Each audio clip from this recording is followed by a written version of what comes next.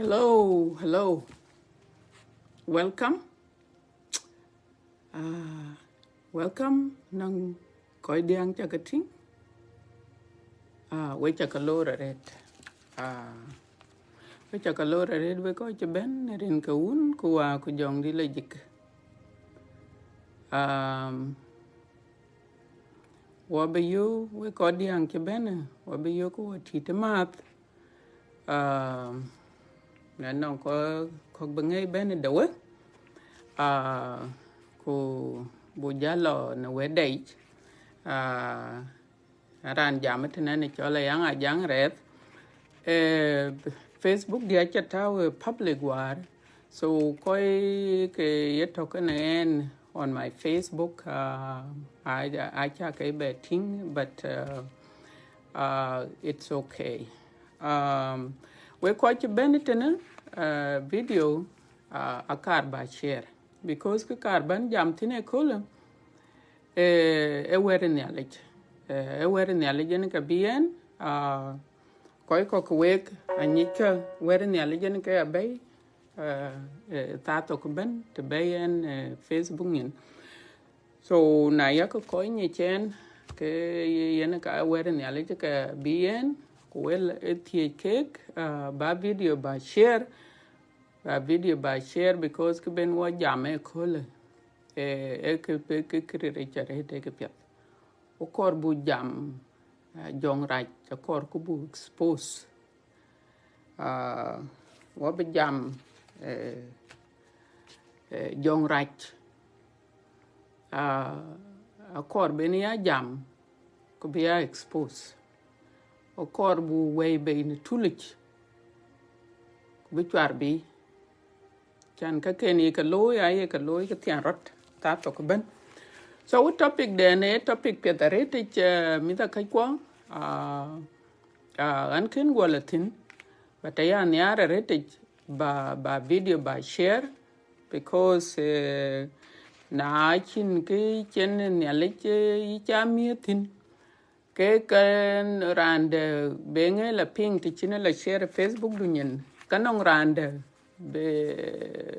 be wearing ngai lo ngadi la coin so yen ka yendi wearing ya le be a share so we chaka do le charit we ko video di share we chaka do le charit some of you I consistent I share ko ga piataret anche differences such a thing war chen ya share ko ju cha ya dai kun ne le chela ka bi ko ke ya so war yan wait an che wait chan be video share ne na mar lakin man ayo ko la chen le tawa pyo ba le we ba video ba share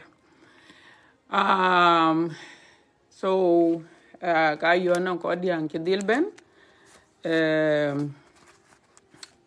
wabu nim gorpen nyalinda bu kon du lej nyalich ay du lej akol ko kan ket an le badita ko ker but a cool music a very soft music we're using piatarete heavenly sound I can't tower it, but it's very beautiful.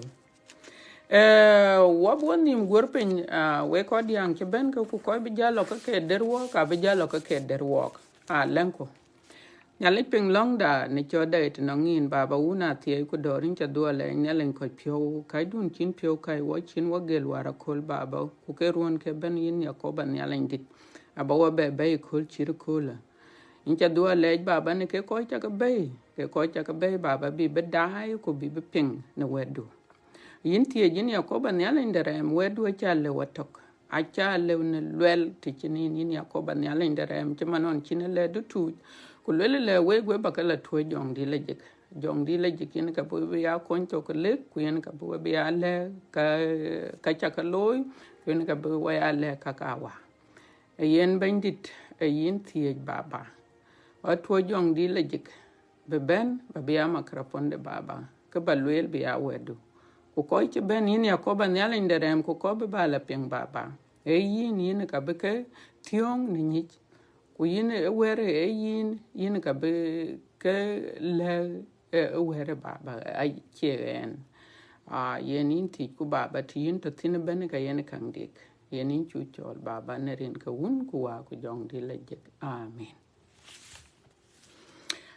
Okay, we kon yang ben ko we chaga ma an chirin cha cha ka le ne cha le lan ka cho le yang a jang re ku ke bi ene kul e bible ene ka bi ene kul baba mat kan we ne wer ne le ku wer karen ban jame kul e jograch de jongrach ka karen ban jame kul akor ku bu expose akor ku because non ka ken ye ka loy non ka ken ye ka loy ku kai ka ku so kor ku bu expose so yen ka be ne kol we ko che ben bible den ben wa ping tin wa be ping bung epatoy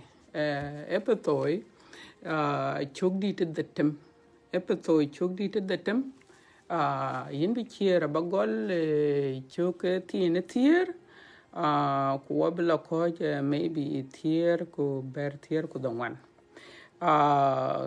aba kwen cell phone din yen anong anong ngadi tene anong internet totene atowentin but cell phone yada ku ka mention red war na wet kaya lel en anong ka chir 5 Bibles are token en anong lek ter kwanong lek jut itong jing but lek ter ku jela ka tong lengali tanong King James kwanong yid ku kanong kok token en so ato but because internet ya na cha ngadi cha download Bible apps na cha download ka dia ki yok tin ya so ke pietaret so walk mana wa belo e bung e petoy wa belo bung e petoy so cho cha tau e leg jut let's see leg jut bung e petoy chok di te detem chira bu gol chok tier so na cha Bible you to Bible kan yin ken ka na liu ka ba go queen ya alwel Bible alwel wedien chien weta metja e bag yarier ne banditich kun riede chengdech piot ka gil e cheng kan yalech ba ko ja liu ti ye durit wedom watch yet wan gop kuriem waya yit wan muluk kumirir kumeduk kaye pencho lenum kurem ke jak rach ye ter ken wanyal yen jat ke ka gil ye cheng ken yalech ba ko ja lew na kurach kutu chiwe ketiam kedia kawe yo koj yen ya ka koj kawe chuwate dud ni yit ku taw ka lungu yow de luoy lajik ku piot ka war ni wechok war ka gwer de wel piet ka dor lom ka kunda gam bi we yet ka rej ya jai ku lom ka lung de nom de luak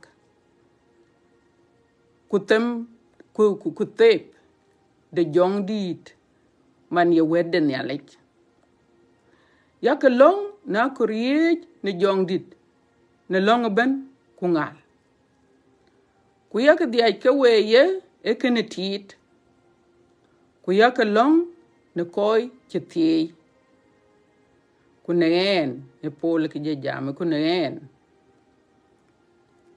ba ya pal jam le patok ba ka chikum ka welpet ya nyuot ne rier de nyin yen man chene arek ne joth en dutunde ba ya jam ne rier de nyin Jaman ban jam ya dil so uki chiene jal town ne lakini mafrud bu coach wab coach chuk wab coach chuk tier ku dongwan yani ka ben wa coach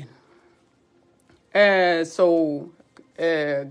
kle bible walketena bible ay le walk le water tong kanon kai ter ken walk ku kai ter ken walk ai taban ai kai wa jortong ku ka kor buya to ko chiro dwir because na to tong karan tar gan ye korbino so kor badata dwir a chan banoran so ka ye bible ye lwe ku le koi tar kan walk ache go kuriem ache chir manduna ku ka ache chir en ku yin anatwa ko chuke ting wanyi na ka chuke ting wanyi chalbalwel kai ko aka chuke ting wanyi e bible ye lwel wotar kene muluk kumirir mbedu ke ye penchol num kurem ke ja raj ye ter ken wanyal so katar ken walk aka ibenial ku ke ka chuke ping teneka so ke kai ben bi beter ken wo keresano o ko tinyale gam ke ka ai ben ku ka kor bu ke ping ye yinga ke kai ter ken wo kan ken go lo ngadi dai kan ken go lo wete akor ku bu ke ping bu ke ni because yin na lor tong ke ka kor ba enemedu rana terdu akor ba ya de te pet akor ba ya date tien tong de tartin ku ye yet yindi to kan yen you know chiman ter Ukraine na tar mane kan Russia ayak ping ta to ko ben ku man ter ke Ukraine che la tong ba ku kuit to Russia tin ku Russia che la tong ba ku kuit to Ukraine tin ayenge aye nyi kungenge aye study beting tongeno so aye satellite to Ukraine aye nyuth to Russia tin aye satellite aye nyuth riet ke ngadi riet ke tong yida babat to ke tin ku to jetin aye ke nyuth so okay na le ke tong ke nyi to ke ko ke tin ku ka nyi to jetin anyi ke ka nyi to jetin ku ka nyi to ke riet ke tin so ke tong a jeldik ku ke yin on chance chan batem ku yen ke chok da water ke ka ke ni chu ke ping teneka but ke ka chu ke tin a chu ke tin wanyin kuna chu ke tin wanyin ke bu ke tiamude so yen ke ben wa jam tin ye ko because yin kor batem yin chukur chibitem ku chimane ne chane lwele na loko tong kin la tong ba enemy barana ter balana timan ware junub we koy ware to junub anon koy ke we ke toroki ko ka ke mi ta ka ken la tong but ko ka ke chedira ka ke la tong ku ka ke la tor so tong a chu bloom lightly just because ke koy ka chu ke tin a chu ke bloom mana de ke ka chu ke tin yen wo ko che rod benwan ku den chin ke ditin no yen ke tong a dil ken so wo kor bu ni ku ye ke ka ben ke ko kor bu ni ke koy te ke ka ter wo ke ka ku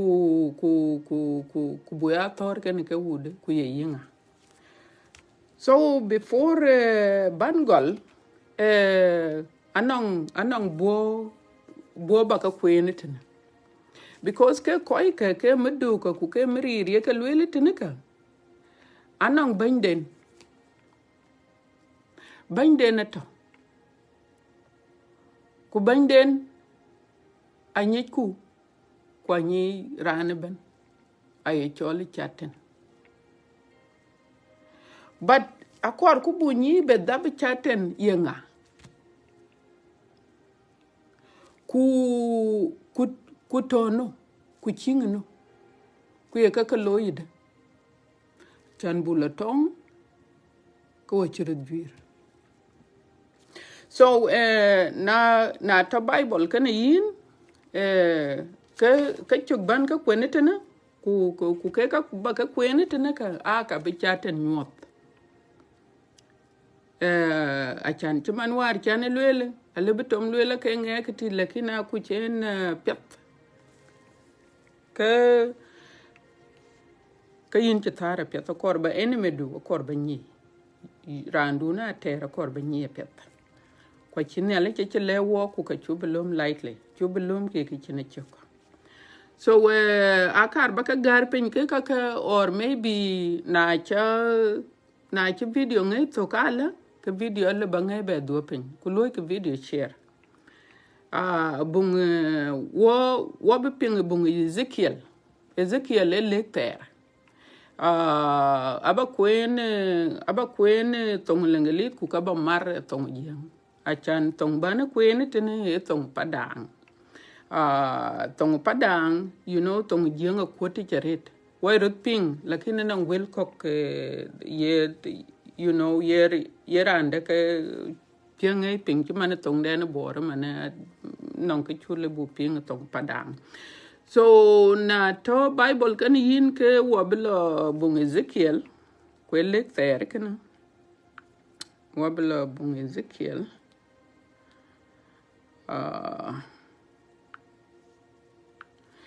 Ezekiel chok diite tero kuber Ezekiel ken chok diite tero kuber yin bi chier abagol chok tier kutok chok tin tier kutok ene ka bin chier gol kuok wabla coach chok tin tier kuber abaka nuarto kutok tong lengelit kujala tong jiang ku ke ka abaka queen because a very important rate bu chaten bunyi ku yenga kulonyide so bung Ezekiel in kene Ezekiel 28 karbatao tong lengelit yen kene tene tong lengelit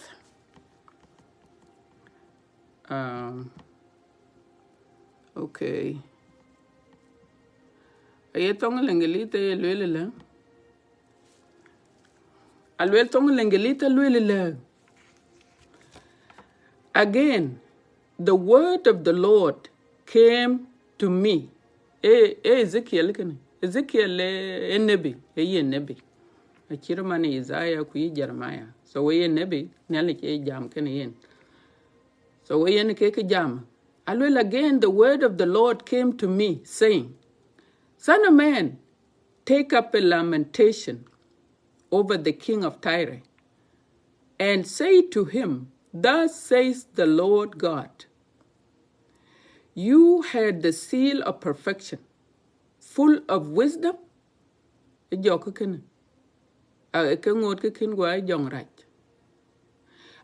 have the seal of perfection, full of wisdom, and perfect in beauty.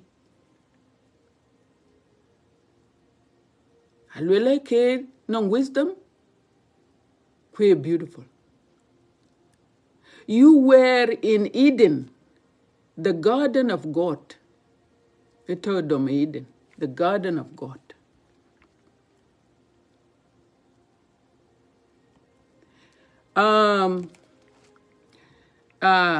Every precious stone was your covering, the ruby, the topaz, and the diamond, the beryl, the onyx, and the jasper, the lapis.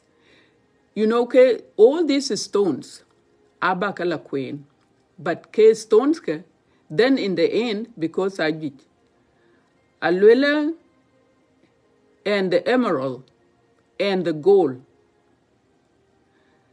the workmanship of your setting and socket was in you. So this angadi kwen enenditene aba kwen in another translation. Alwela, you were in Eden, the garden of God. Every precious stone was your covering. And then alwela and the crafting in gold were your setting and your alwela, on the day that you were created, they were prepared. So stones ka Ajak, so I chakur baka queen ben. But alwela ka piet lwel ni ale alwela, they were prepared for you. Kuran lui was futene, ran lwel ke detene. Yen Lucifer, kin gwa jong rach. So ebe lwel tene alwela, you were an anointed garden cherub, cherubim. You were an anointed guardian cherub. I place you.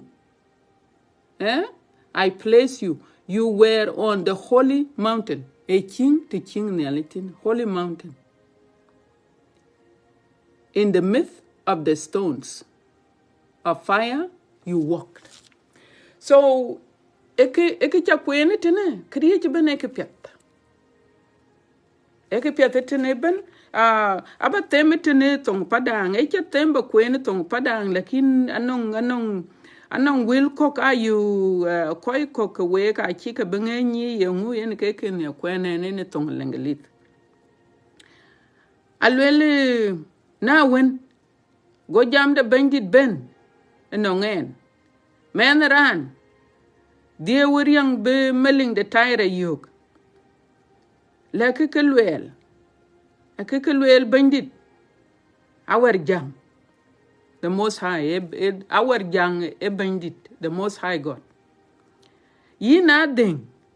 Jating? No, alwela ye not young. We pele no one.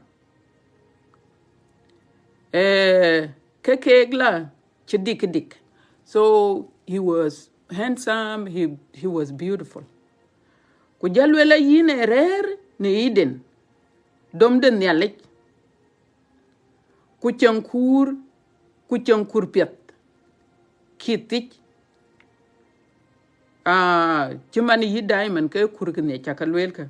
Achaka bebe queen ke dia kunagit ku pinyitene. Kakachi jalwele la.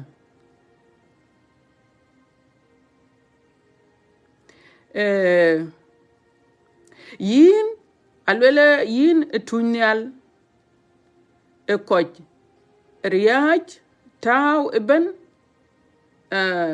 biyigil. So yin alwele cherubim achi tongu padang taw ke tunyal. So yin alwele ye cherubim. So yin ke kor ku bunyi ten ku yin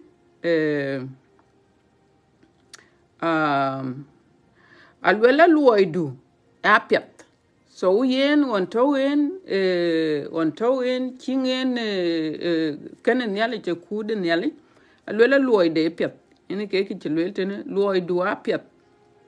Alawan chik yin agut chiti wan jolin kraj gol ne loy so yen kelwel tong padang tene alwela yen e jong raj won nyalen de panyal achi loy wasafo mana de ke yen e chakapet ku ke king a garden of Eden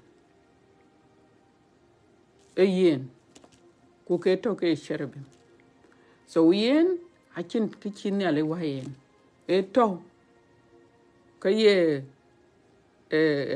ku cherubim nyeke e malaika so loku twing ku bube ping ke chi bungu Isaiah lwel na to bungu Isaiah ken yin ka wo belo Isaiah chogdi te tier ku wan ku bube ping ke lwel bungu Isaiah ku kaba dia ki kweni ade tong padang because kiman chane lwel ali utong den bor so yen ke kiane kweni tong padang Isaiah chogdi te tier ku wan so Isaiah chogdi te tier ku wan ko chiera bagol chokti ni tier kuro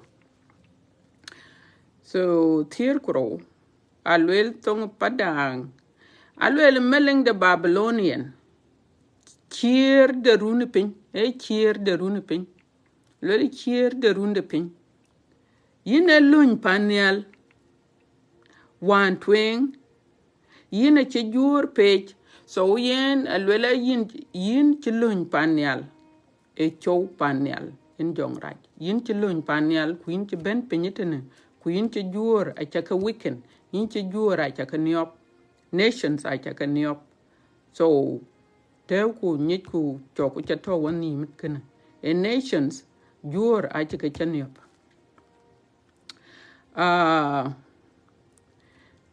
a chedil yipyo bakej nyal panial so yen aya lwela ka brod nye ping ya de tong lengelit tene because yen kene akor ku buping pet tong lengelit we ko be ping tong lengelit aba ping so we bungu Yesaya chogdite tier kungwan angade be me mat kenen so chocha be te tio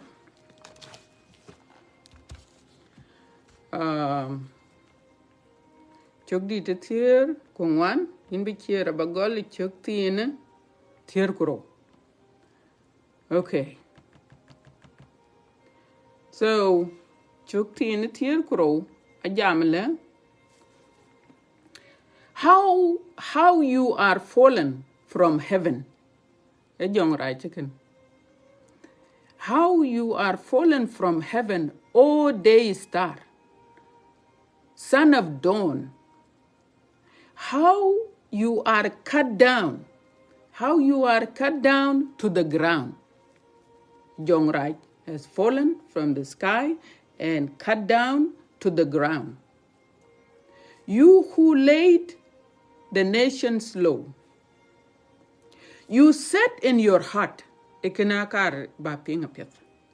Alwela, you said in your heart, I will ascend to heaven. Alwela Bulapanial. Hachaluil Pionduit, Manade, Kayin Yimbelonial. Above the stars of God, I will set my throne on high. Betunde Bulolonial. I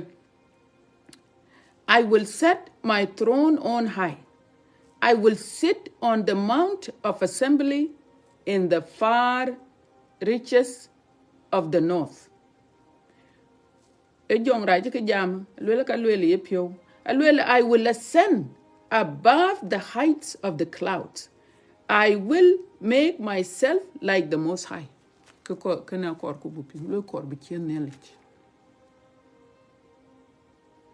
So what you think in a chapet? Kuka chinelli yen create ben, a ke kurk ne juir cake, a kake token yen kuke toke sherp. Kuma ne tene ache lwele ye pio alwele kor bi chenelich. Walwele kor bi tonde la loy. So ukene yene ke luny jok. Ku won kok ache lwele ye pio ku won kok alwele Bible alwele le ke ye ke ding chimane lwele ke ran de lwele angel ding red. Kuke ye popular, you know, popular. Anon ko idea ye kan yargu, you know, charismatic, popular. Yene ye popular. So ke yen go ya proud, you know, go pio dir. Dir chen pio dir ka chen ke ka bene yenam. Ka ken korben ke tonde la loy panial ko becher niale ko kriye ben. So but kukichini alija lwelken. Alwelni aleche but you are brought down to shoals. Yinche bay pana tip ko koch. So ukichi lo yene jong rachi che bay pana tip ko koch. Lwelni aleche but you are brought down to shoals, to the far reach of the pit. So jong rachi a chuting. Bokero wadong tena kukapia tia. So a chuting kera antinyecha kapia chini aleka luye loka ye cherubim kuke to a king in the mountain of God, a king in thin. Ana loku benmane e bung Isaiah ke yen alwe le kor tonyin yalech. Lwe le kor betonyin de lar te ton yaletin. So yen e kene e re che bay go chwarpin. Go chwarpin no mutene. Ache ben pin che chwere pin no mutene. Alwela ke ben koy ke jur ke pin nom alwela ka chike lay low. Yani you know I chike ngade I chike niop. So ka jwi lo rut pin no mutene. Ato jok choktin. Na loku bunga diak. E bunga revelation e kedang nyot wabelo nyot chogdi te tier kuro nyot chogdi te tier kuro in bi chiera bagol e chogdoro kuloko chidongwan so nyot aba kwen legjut ekene easy chok doro alwela kutong e tuol panial so when chen jongra jal jam kor bany nele ku ke ka ken ka ku ka ji ken ko chen ka pyo dir alwela go tong go tong alwela kutong e to panial alwela go malaika alwela go Michael ken malaika ke la Thor ken derakon e yen jongraj to ka wen lo jongraj ke tong eben alwela go derakon Thor ken malaika ke so yen anong koy ken ke chikariong nim yen jongraj non koy ken ke chikariong nim so ke kwa che ko jai malaika non malaika ke chikariong nim ke ka ken ke chikaloy ka ke ka chikariong nim ka ke ke chole me dok okay ke ke chole me dok ku ke chole ke merir ku ke meluk ke alwela tene alwela go derekon Thor ken malaika ke so yen nong malaika ke chikariong nim ke malaika ke ka tar ken wok ku ke yoku ke choy jarach ke jarach tar ken wok ke Thor panial ku ke cho penyiten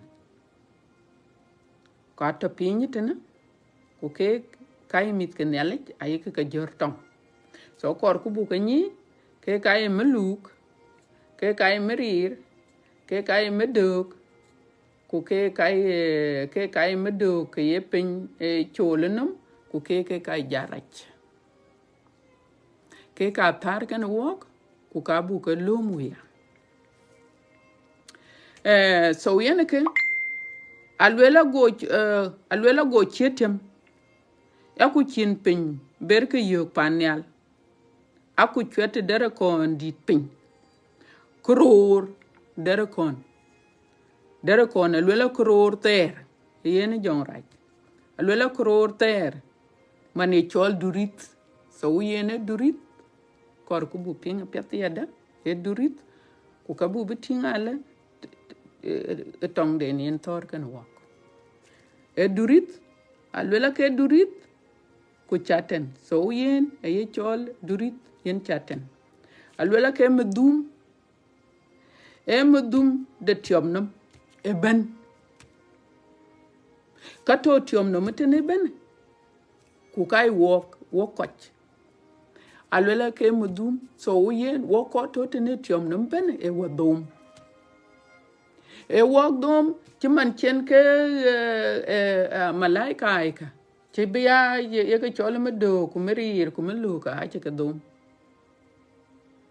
so yen medum ku ke ka gon loy ke panyal do men ke malaika ya ku do men ka adam kan kawa angot ke dom wo ke kol so jong ra che chu belum lightly akor bu ni pep yongu yen ke koy ke tiam dom koy tiam dom so kor ku bu ni ko kor ku bu tong de bu ni ye tong de torde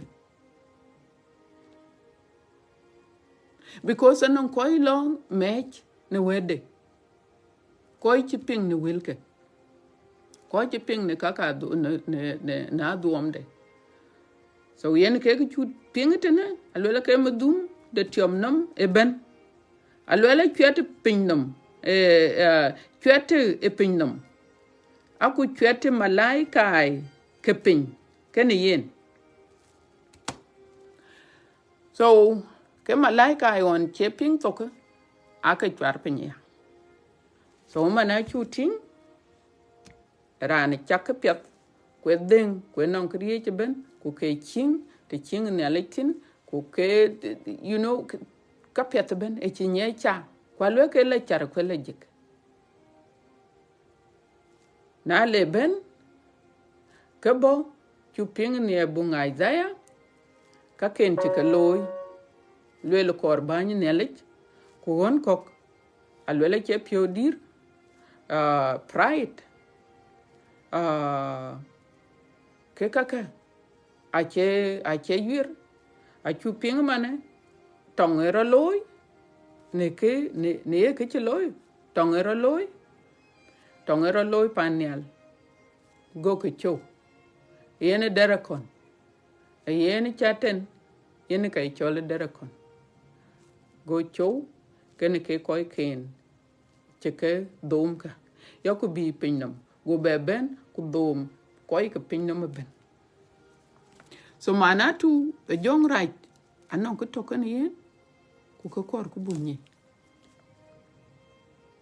because you need to kurba to kalam farik jok ke chin ko lui what does it mean jok what is Satan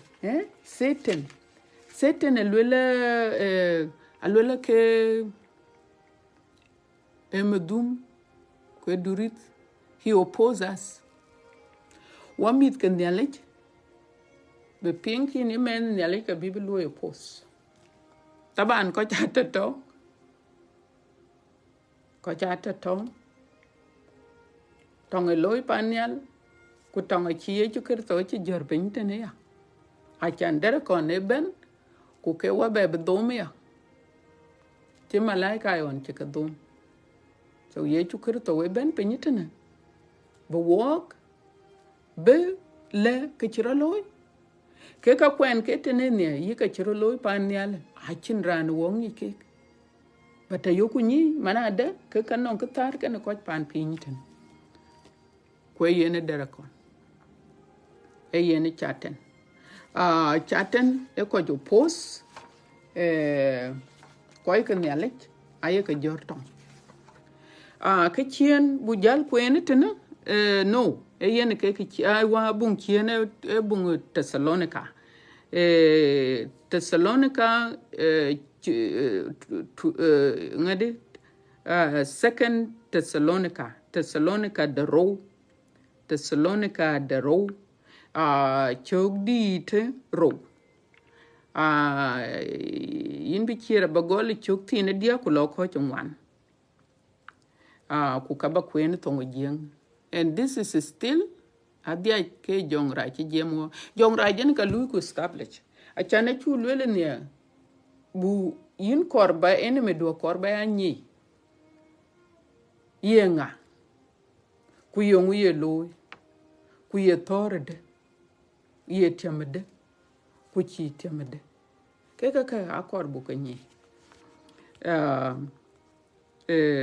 because a chu kanyi ke ka jok ka tiam wak alwela e chugro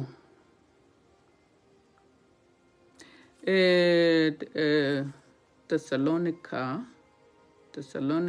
second Thessalonica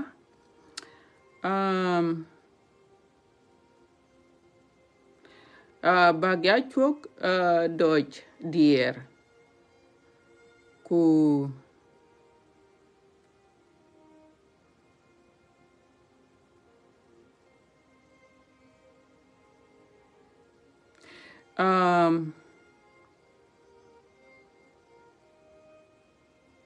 so we chocho kwene tene tong lengelit Thessalonica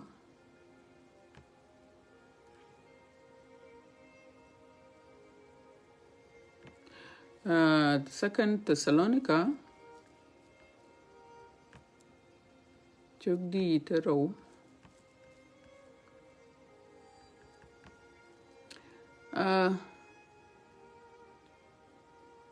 alwela not to be quick shaken in the mind or alarm either by a spirit or a spoken word.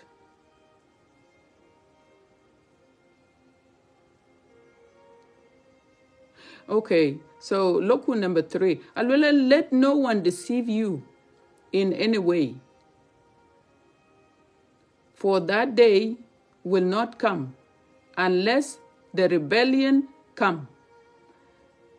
Alwela, that day will not come unless the rebellion comes first, and the man of lawlessness is revealed, the son of destruction. So ye Bible ye lwele dokrut chadom kek ne ye chen ran ye wadom ne da ache be yene ya te kene pel de gam kan ben ku kene ran de rej go nyop man ye ya wende mar de kan. So achu pingetene mana ade ke jong rai cha bela ben abe ben ku ka lwel ni alich e dokrut chadom kek but lwel ka be ben ku ka chan be jam tina red timan chen we ke pingetene alwela he is going to come, the son of lawlessness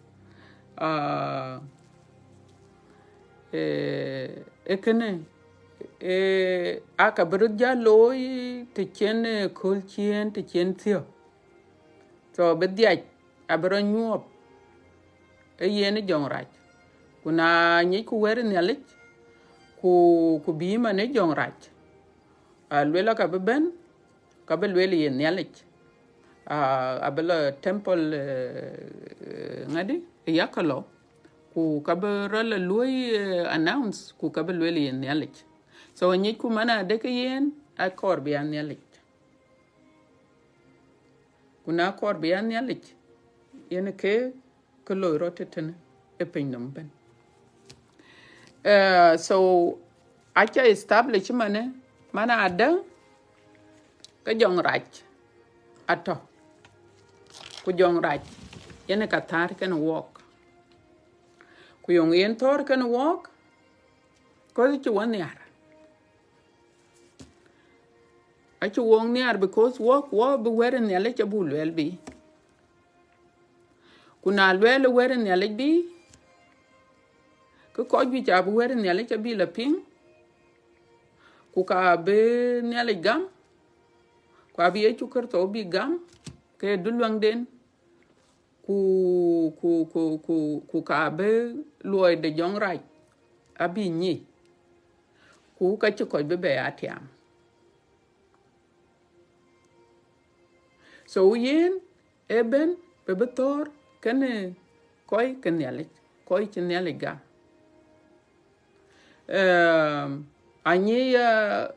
anye bun kok yin a chi tin yin yaran chitio wona nyale wala chin nyale chi chol ka jori tong ku yen jori tong yen akor chananon ke piet kor bin nyale loy through you ekene yen ka ye kor chirot beloy abun gi chmane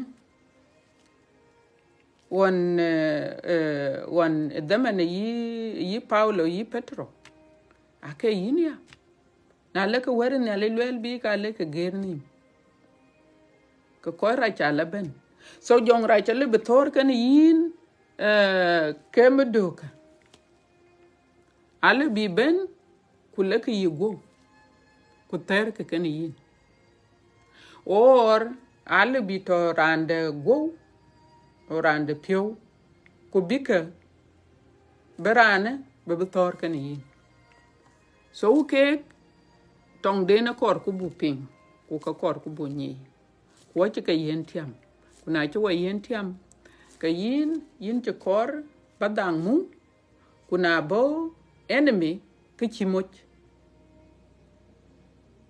kos ke enemy anakin wo che ka yen we ben walk rodiagel ben wo ya tor so wa ken ke ne ka ne chu ka kwen ka ku le taw ka gel ya ka cheng de ne lech ay tong lengelit ay chola armor of god ay tong lengelit ay chola armor of god and so ke ka gel ka let us see what are they kimane ne chene lwel ku lwela la ataw ka gel because what you tar kan riem ku go na lor ku boran juriton ku loiton keneran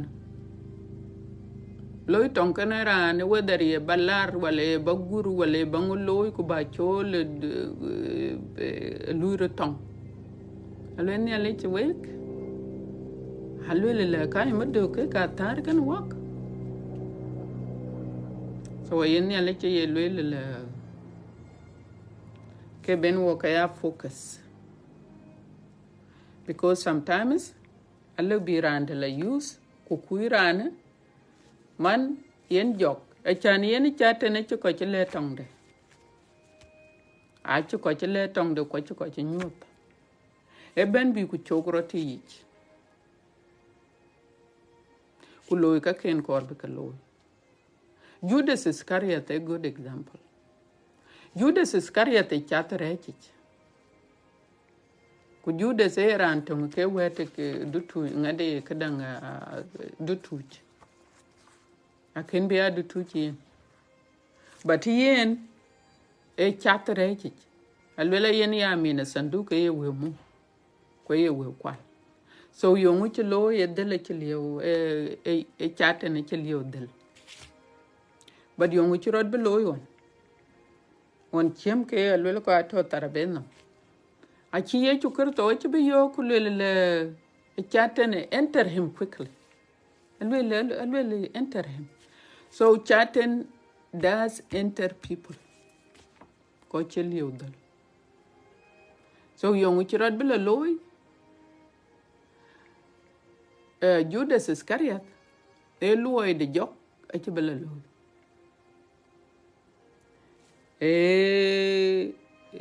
Ngadi. Bila ben. Kuyene ke yechu kirto bugwel. But ku Judas. Ku Judas mana deke ye jok. Na wane la jok le ben be go. Ban ma chen ye chukerto chen gwel. Kula jok le ben be. Because ke ka IT pa chen go. So they enter anybody.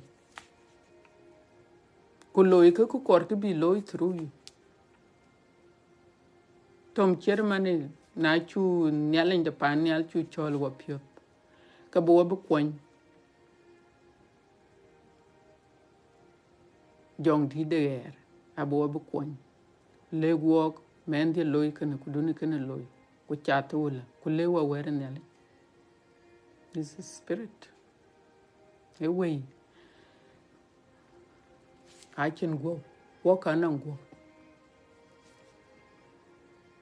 na ye chu krito wana lela tom take a panka wala could be long thing so one of that power so yung uchirod beloy Judas rad bela no on chene jal bi yu mana de ki cry loy ne nambela winye cry loy but na ni Judas ede kenga no ran korbrana why do you want to kill yourself but Satan will do anything you will do anything to kill you achan ko cha ta tong so ye Bible ye lwel buka ka gil buka tao I tong jeng ay chole kakagil. So it's the armor of God. Akakatong, you know, akakatong. Akayin kathor. So yeka kango akitong jeng ay chakale wo kuke kake ne chakakwena. Alwela yen yaka coach ka wechi wete dude ni yith. So toke yith. You have to know the truth. The truth of God. Kwan bila bentin at alwel kekala. Alwela kutao ke lung de yow. The loy lejik. So lejik ka. Truth and righteousness. Alwela ku piot ku war ne wechok. War ka juer de wil piot ka dor. A peace ku weden yalech. Lom ka kundagam. Lom ka kundagam. Kut lom ka kundagam. Be we yet courage ya joy. So kut betoken walk. Aya 3. Ku lom ka lung de nom de luak.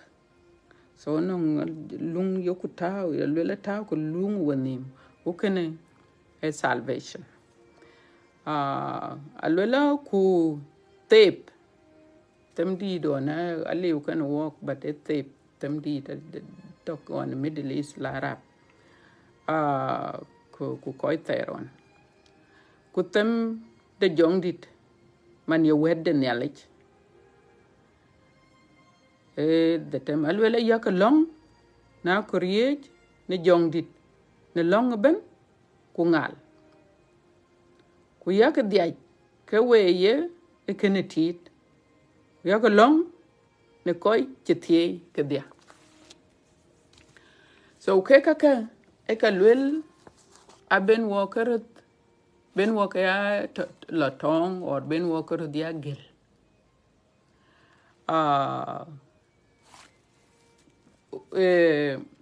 anong koy ke cholo room we koy kwen tong jeng bung romai e chaping ke koy ke Achirani ke tiam because anong ka ken gel ke chike ke ye ke tao.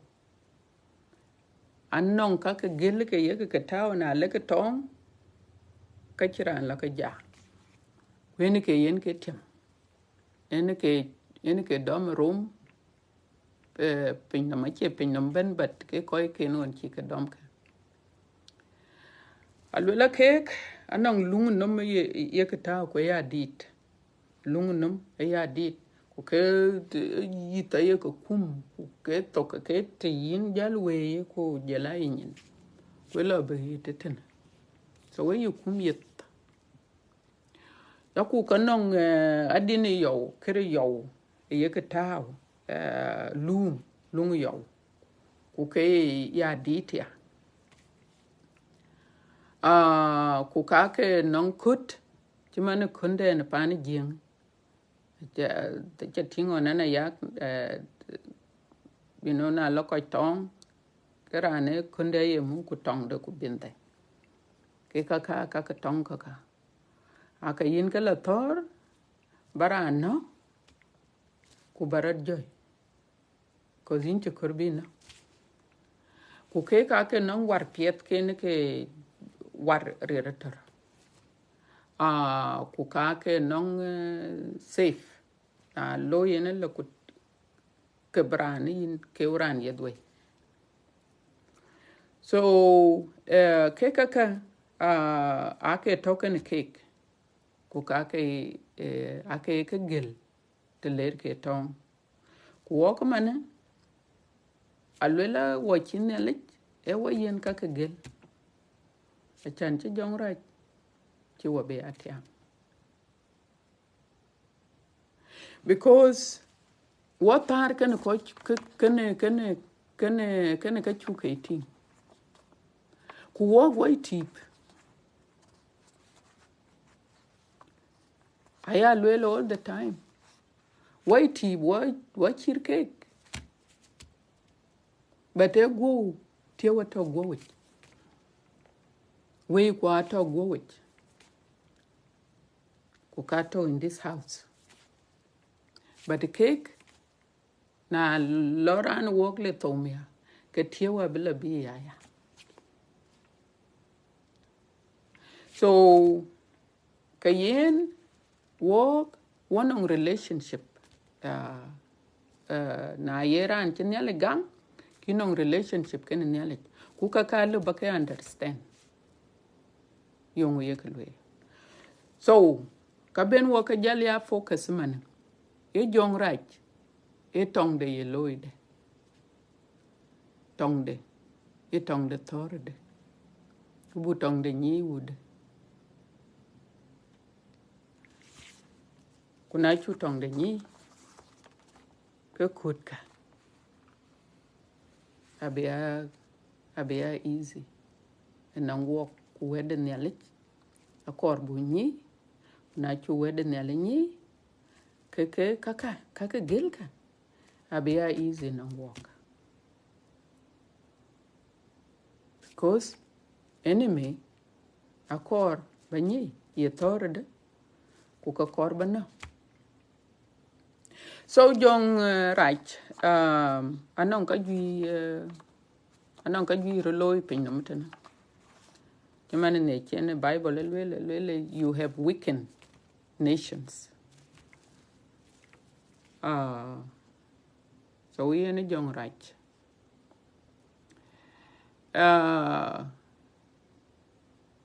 ran chinele gam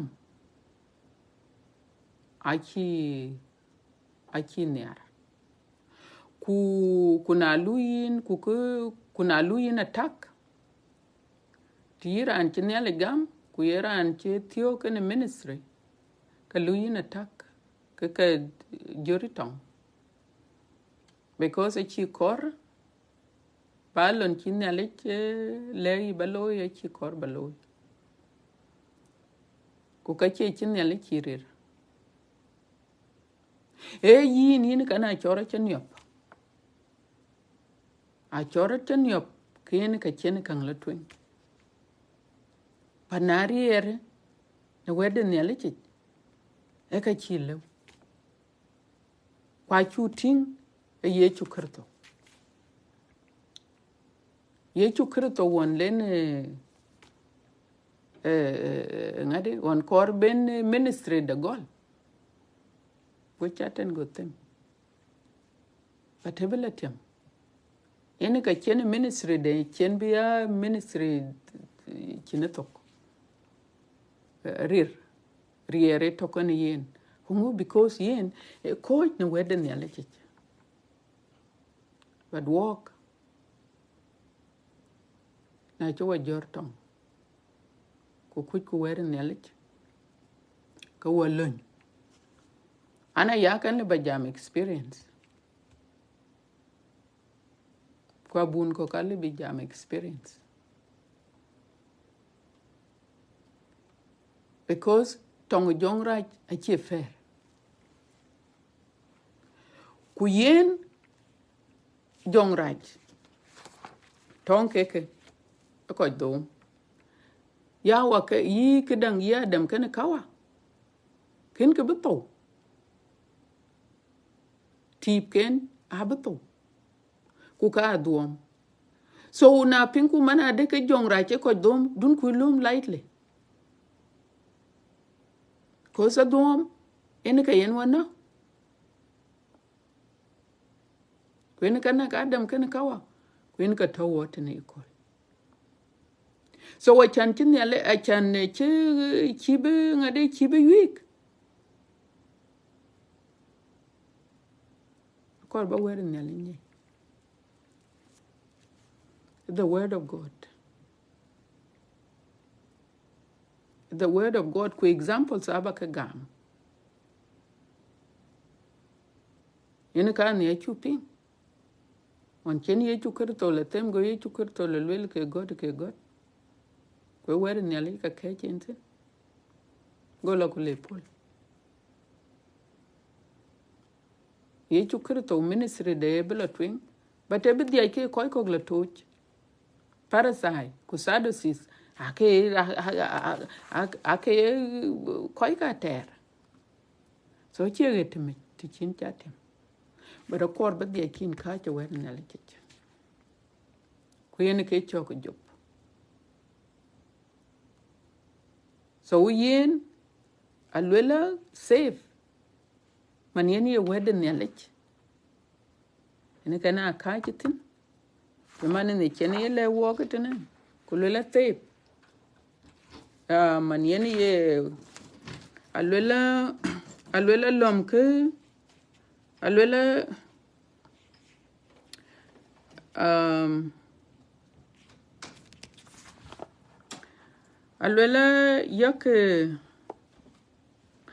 kutem de jong dit man ye weden yalek. So we tongu kaka gel. A korba weren yalenye. Korba weren yalek by a queen. Na chi queen kaka diaj ke ping non koi kok. Because I lula weren yalek. I lula faith. Kwa kuka kaka ayoku ka pion na gamadut. Ke kaka ka chelwela buka piot ka ayoku ka piot gamadut. By faith. Ku faith a chan jam tinwar. Na chaya ngay miss. Kulor on my Facebook ka kayok. Faith to trust in God. Trusting in God. Trust in His word. Ba word de bagam. Kubanyale bagam. Wana adeke ka ken ye ka lwele ben. Abe ka loy. Kuke kaka. Word nyalej. E work protected. Kuke chaten aye cho. Yene ke kon chuting. Kene ye chukurto. Kene ye latem. Gulo kule lwele ke gota ka lwele nyalej la. Kwa lwele nyalej la. Kwa lwele nyalej la. Kuka ki Bible gota la. Kwa gota la. Wuchaten go pol. So na lui na attack bojong raj bi bedom. You know anong abun kok to totene anong abun totene. Ya bun di tawai. but a chene jongra che belu ye che dom ga bun go la briak last a chenge toyenum be do be kayan yar roti ga bun di to a chin ke liu ke ne lo ke nong jet le ke chat ke to na Atlanta ku loirot ke nong ministry de roti ku roti ka ye ke jor ke ne yen it lerin tin ka ye ke jor ka lo ci be yalla tej ken kek ko ya bun yongu ci ro loy a ci jong ra ci dom ko ci jong ra ci be diel pe a ci be diel pe ni dom be ya yen last be roti be ke ting ku be ke nyargu so walk accord we are careful jong ra che ben with achin ki che ben ken yen chan bi be pin ku bi ryok be ministry du ryok on yen wet ke on yen du tu jon yen ke wer ne la lwel ay ka la kangnim ku le ka kangnim ku le ko ka lo be ke ya la arena ku le ke le kor le ka yen ngadi be ke no chan bat jong ra chi kor be wer ne le lwel ku ke lu through people ko chi rod gam jok bana ken rod gam jok la ben be tor kani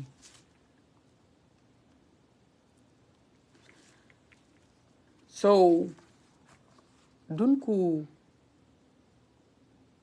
jong ra chi lum lightly e ko domia ci man yen lwel yen yalla ci e ben bi be dom ku bi go ku lwel yen yalla ci so we na ci wer ne yalla ci ka domin so we need to be careful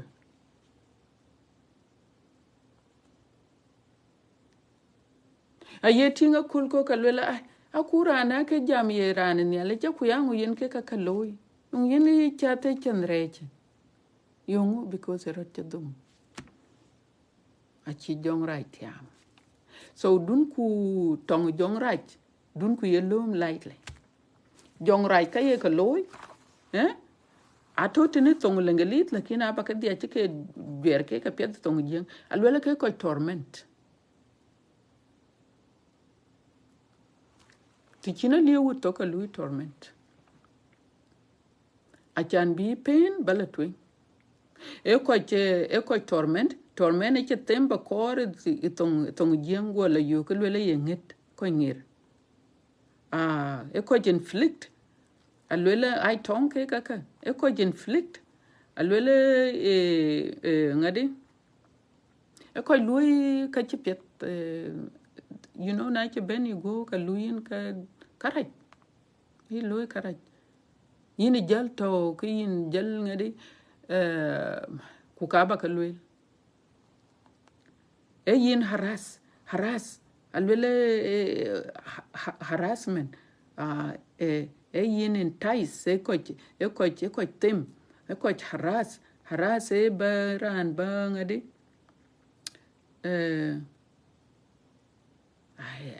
I don't know harassment I don't know but akukula balwel tek de bu kun ko enslave ko deceive atom kiermane ke wel chakalwel tene ka batem ba mate na non te lu berot pienti a kiermane met mentin kor maybe anong run ke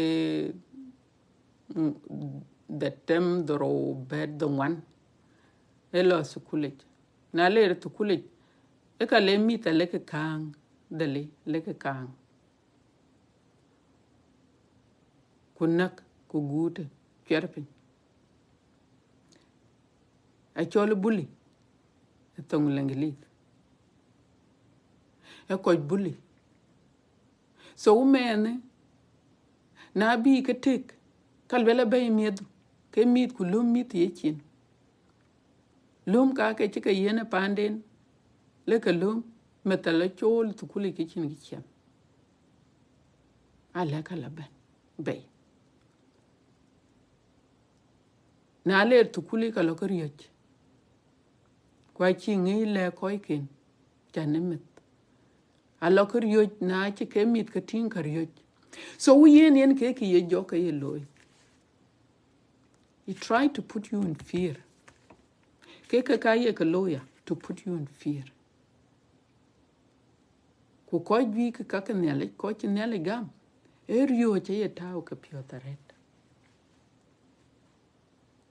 erio aye tao ka piotaret achan bario alu bario tawi pio wala yen an che belong adi ne kola wala yen an che were ne ale che chale balwel because akwai balwel de ku erio che ka tawi pio edelde lo yen tong kan yi kwa chin ale ni pa ne ale che lwel yin ai cha yen loy ke loy we have to serve God kuna lwel bario che jok ku chi were ne ale loy ke yin actually you have sinned because it's where jongra cherio che jongra jene bininam la kong you kong no makol ko wako but still nela che yere so yen ke ka ye ka loy enong koch koy ke ka nela agutu koy che koy ke ka nela kin ngot kin go ben no nela akwa ye nyid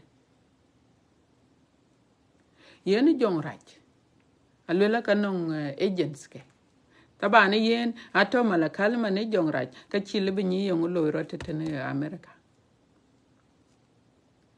but yen anong network non ko chiri CIA ku yi ke kak ne ko lwelte ne amado ku merir ku mudiente artia ko gu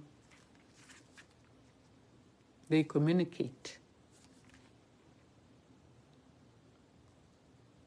communicate ku chocha lekin that this is true le biran lwel ku lwel la kana kan your bible mana da ke mdo ke merir ka they communicate to which le kichra lo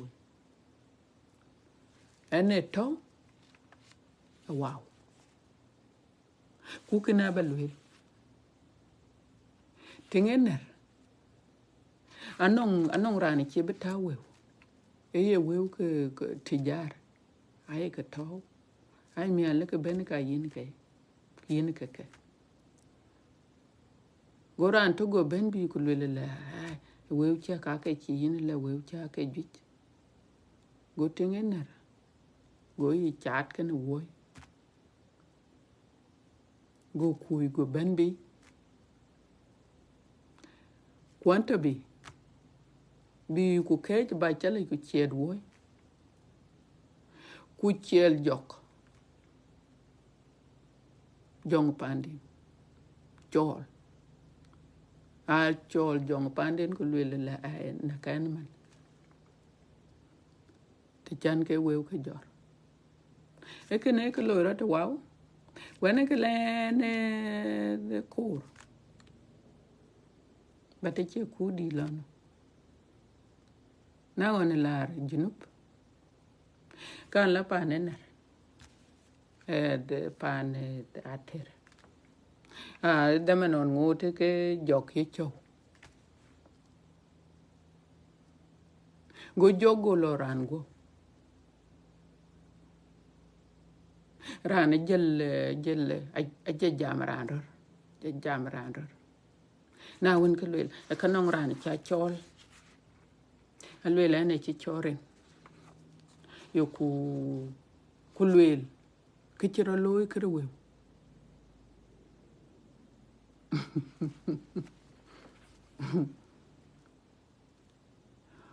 ene kur so en na ni ran dit ke man yaran dit ne chariyo ai chariyo ku kar. But because ane to kan kuch wala nye ja wala nye nale antom la luet pata chin ka dien nye na wari jal nale begam a korbi jo korbi jange lo yene karere tor ku ke kan ping ku ke ngu ku ne no. But I think somehow enong this ke bedu ku ke merir ke there was something that was in me.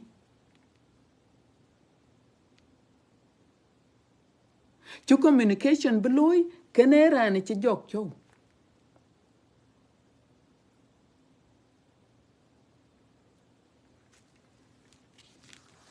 Yene ke ti chana biyotin because an kin jam I did not talk to anybody. Wana yi ku kake ja na wari yene ka chana binyi manada ke jong raj nong network de. So dun ku jong kake jong raj dun ke lum ke light. A chilwele tene ku lwela bu ke kake bu ke ya tau. A chan bu tong pia dia thor. Anong koi kok ye jong raj ale ubeke le bi yo ku le hai yin da tu ke chiran ni arin ku yin la ku yin jal tom mane ka chin ge piet ber ba to kan yin yin yi raj ke de ting nyinda yin yi raj a chin ran a chin mon bi tiak or a chin nyan bi gam you know kaka beke tau nay mi ka jeli yok le yin man yong ba jalo man le nagrot e tong kana e jok e tong ci jorin ku yin a chole yenum du chata to ko a loy ke expose ke ka chan ba ke ni e jok ci jor tong ko kor bi no ku koy ko ka rena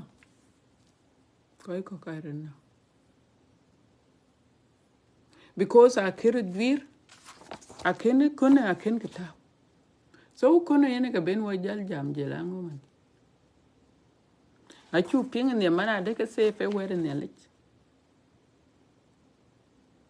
so were ne lich na bo jok ku lwel ke lwet ken ka lwel ka chin ne lwel ko chin ne lwel alwel le lor bala rom ken rani yong yene rani lwe ka lwel ka chin ne lwel bu ko cha pal kare ken falwel ne lich bu wel ka ya ping to ku wel ke ben wo ka chatin na lwel lor bala kwal ka lwel no ka lwel ne lich chu ya kwal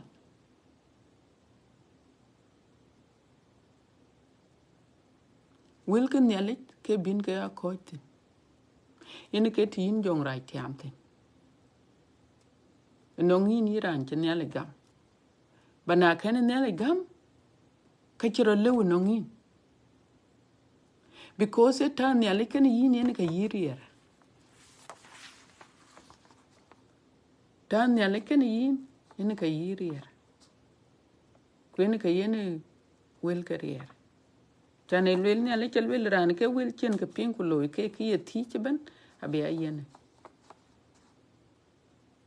kuran ton ne le ken yin ayene jokar nerin ke chukurto balwele kene nerin ke ye chukurto in the name of Jesus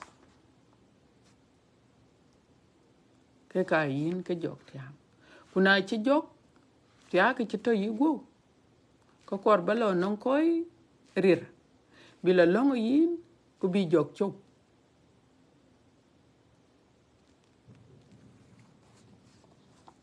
jamano ni ye chukurto ministry de yen ke lo yon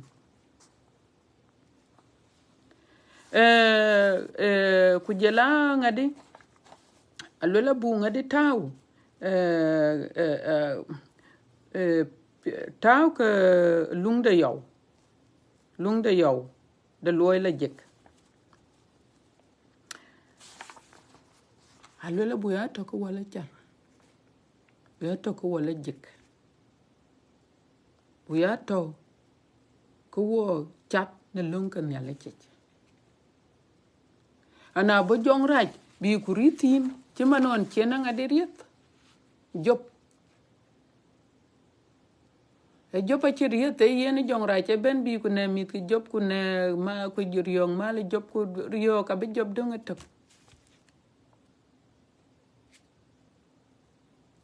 ku jel toy koch bi beriet metke ek jayo ga yin ayin ci kray loy nelet an yalla ci ko ci riyo ka bac an yalla ci le bi loy ki cirkene ka yin ci ran raj ayin yin ran raj ka non ko ci de loy nelet non ko ci de loy nelet ko job go le no a cin kray ci loy nelet ko san la car kwan la jik ku yin na ye kersano ka ye bible ye lwel yin la jik den yalich ne kertawch ka chan bi jong raj bi be bi yok ku lwel la o ken yalich ka chi loy ka karai ka because yin a cha loy kraj e ken a duom ku kai a cha duom e chol rit it's accusing you lu yin accuse ke kan loy kuna yerande ku kujwere ne ale ka jel gin jel chen go chwar tenge ka chin ale ka loyen ku ka lo an yin la ku yong yen ne ale ka yong ku ke gagdid ka jel dol jel le kan tin ke war ya le kinin ne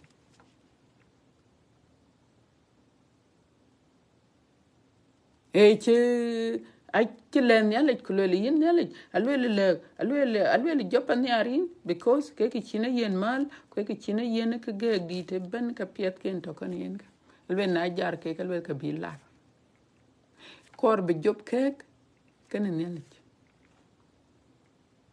so yoku nyin tit but jope nyi were ne le jope be coach were ne le alwe le gen alwe le gan ken rejlo wanto kan la char ku ka chi bible la chi bible la chi lwel a chi ne la chi lwel a chi lwel le awundi job la char ko le jik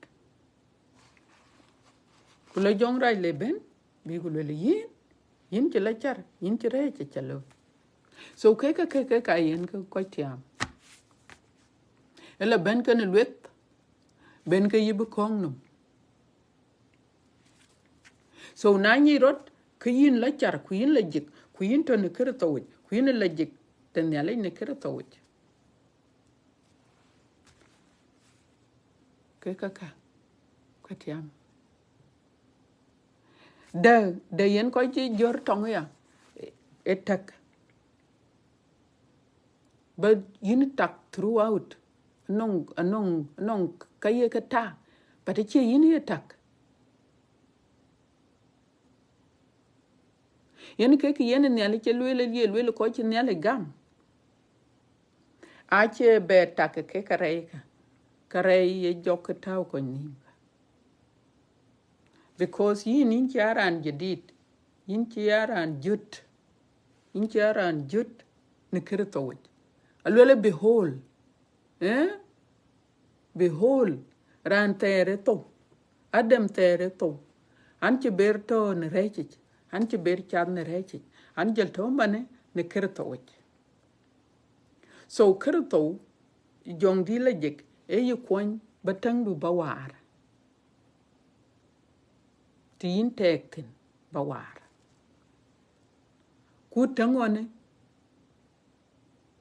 e ya yen jok e rech so ka ye na chin ne le chi kon kin che betak but yen that doesn't mean jok chin gi chi le be yinam alo bidia kyin tak ko le lai you know ting pa nge ti le ka no ngidap le yin man yong chin dong tin ku badap balalo ti yiran kwal won ter ku chan ya le gam yong yira chagum lor ba ngade ba dong pan ti ku lo jodap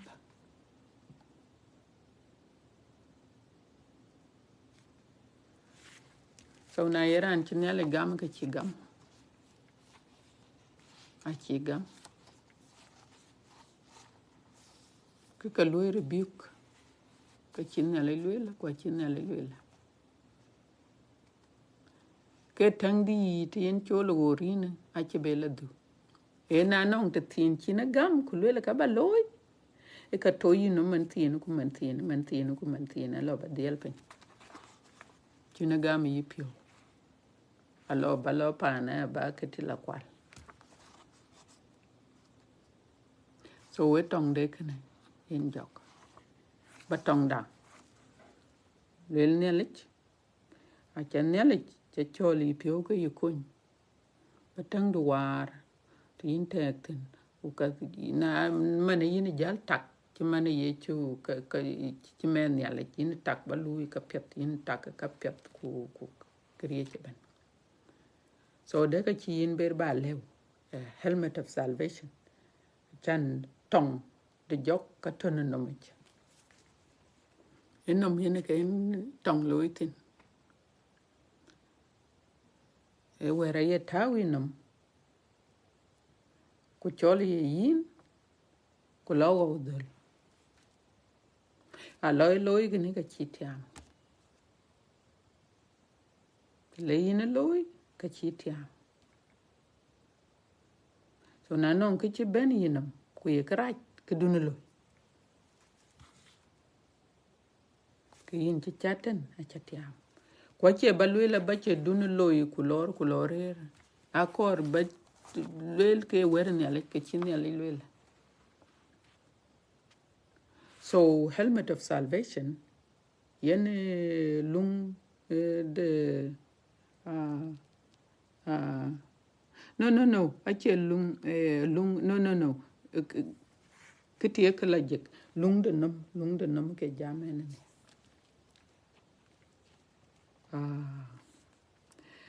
so da ci jal dong akor so ka ke wer ne ale ci ban kin gi che wer ne ale and you also have to hold your peace to be talking in nale che wa when peace ajal go non ko lo rat ku jogo chergin jong ku jogo jotte cheret ke dit no because peace nale che talking in no matter what the devil does job na peace nale liu kan in e ken liu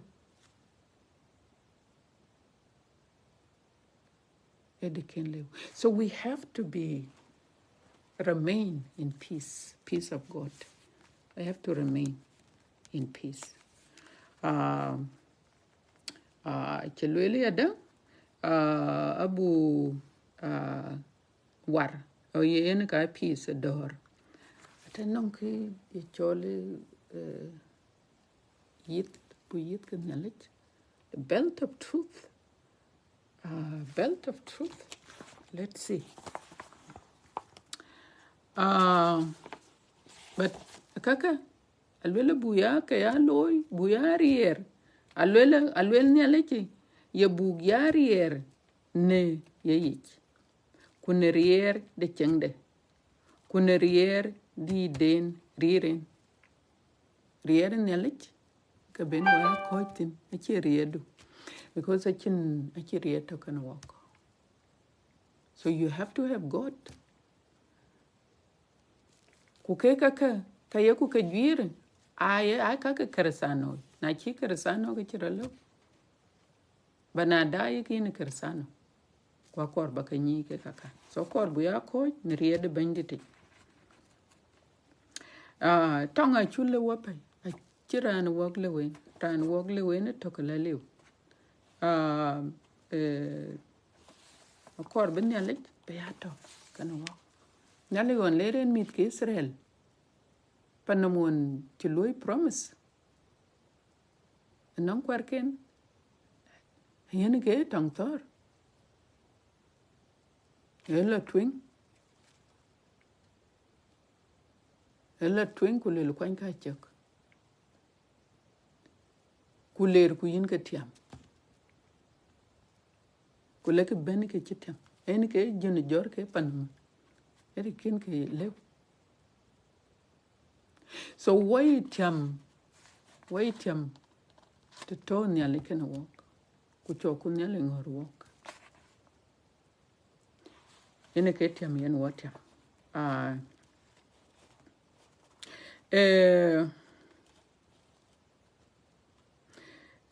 Ke muduka.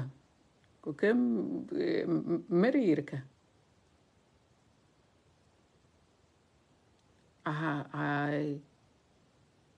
I took a little channel. So, bukoin read the knowledge.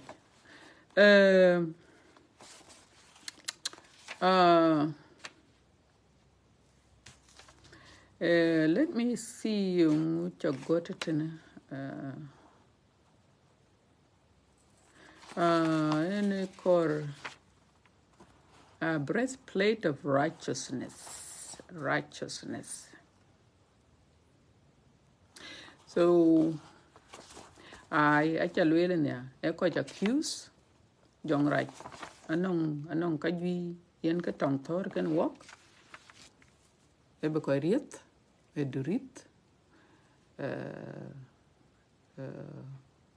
hilai, ilwe taye kator. Kuke kaka, achiri ke pele. Kada tiang ke ko ji ke pinum ke tiang ke kai ke niya ke kaloi. Ran ga ka tolwet, ran ga ka dum koch, ran ga ka loingu. Who do you think?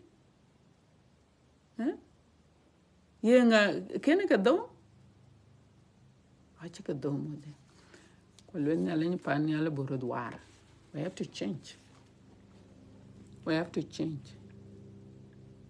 Akoi ki yokore jong rachok. Kwe koina. So we have to fight. We have to come to God. Bu ben nong nyale. Bu to ne wrong day. Bu ya gel. Bu toka ni yen. Because chin keleuku te chin nyale. Ku jong rach alle bu wok riok te chin nyale.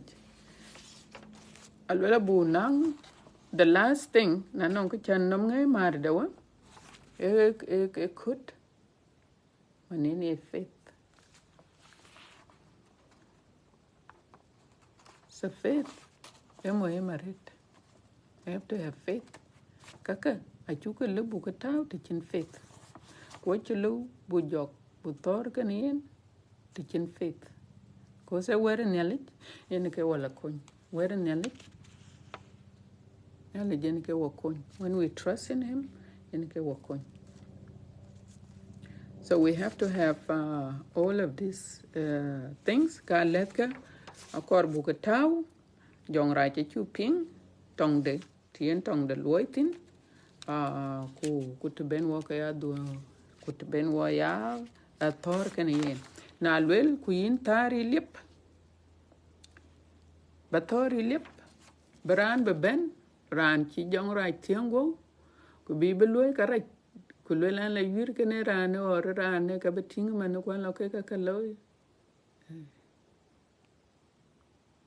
in kintiam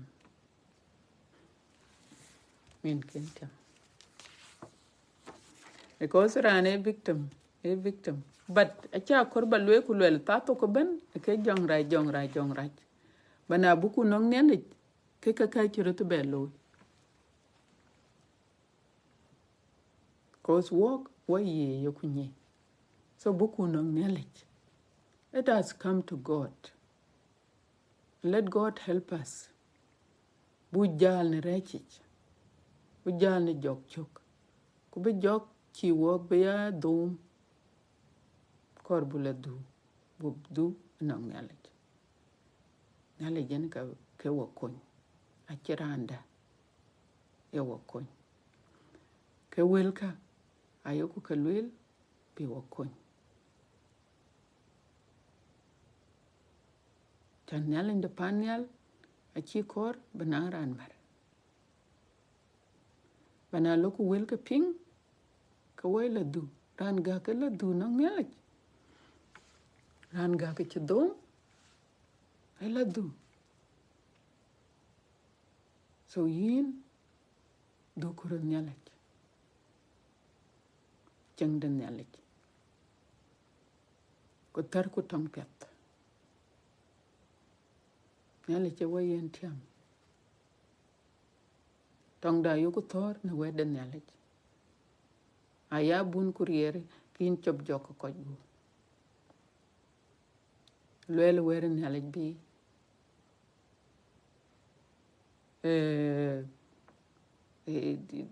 ya bun ku nong rier kin lang ko pial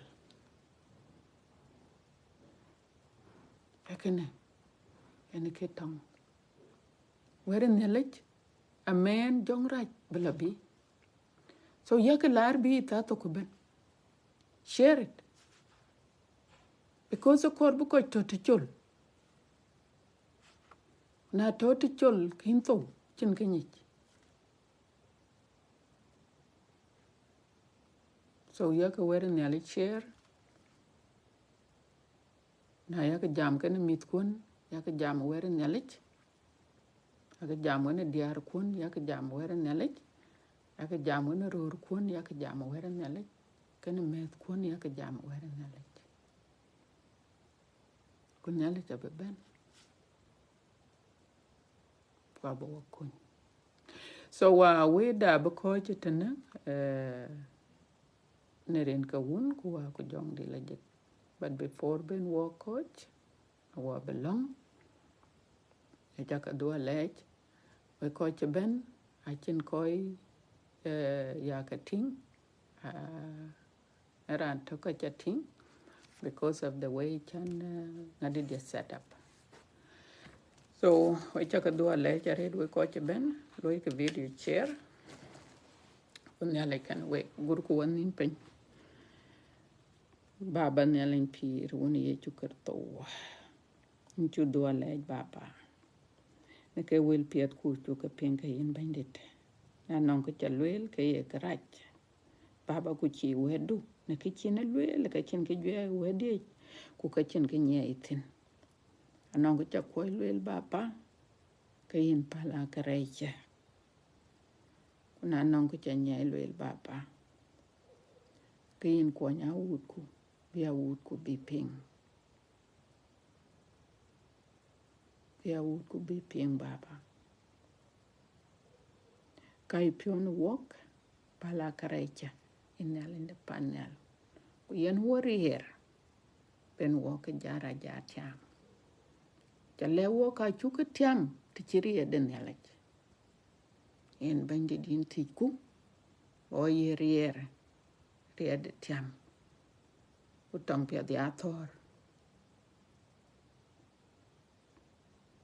ku chube a week bo ya tiam ni yin baba kaka jaga tin ren ka wun kuwa ku jong di lejek amen so we da ko chitna ya ka long abun ya ka long na rut ya ka long na koch we mit kan yalich again we chaka do le charet wa chak ko chitna ren ka wun kuwa ku jong di lejek amen